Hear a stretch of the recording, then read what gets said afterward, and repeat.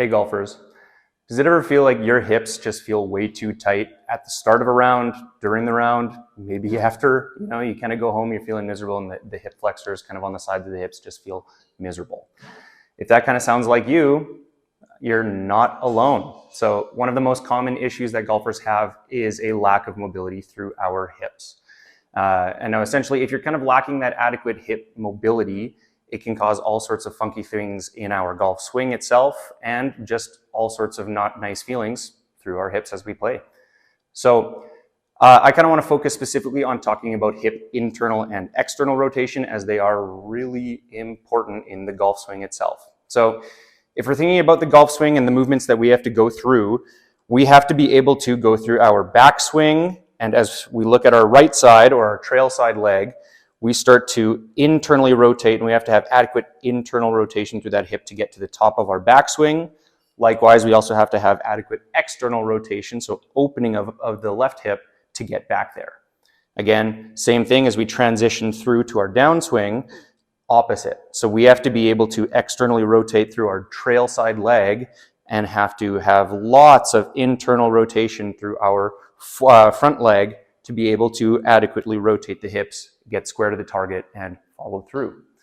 So we're kind of expecting all the golfers to have close to about 60 degrees of both internal and external rotation.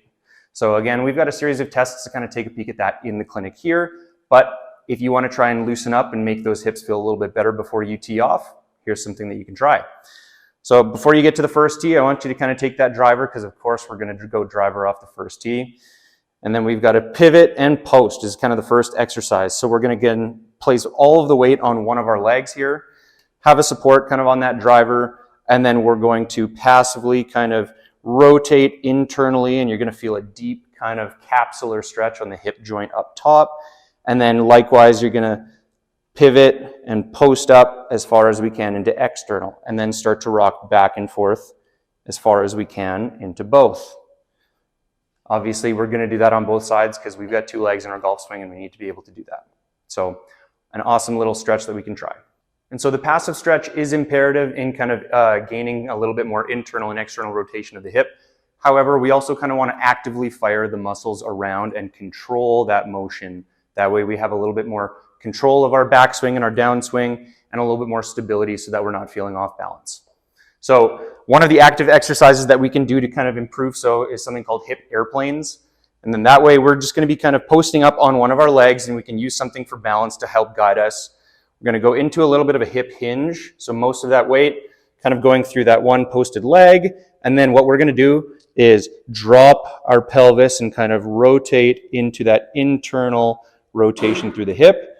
And then we are going to post up and then go the opposite direction, actively firing the glute muscles to stretch into external rotation. We're going to rock back and forth through this, controlling those motions.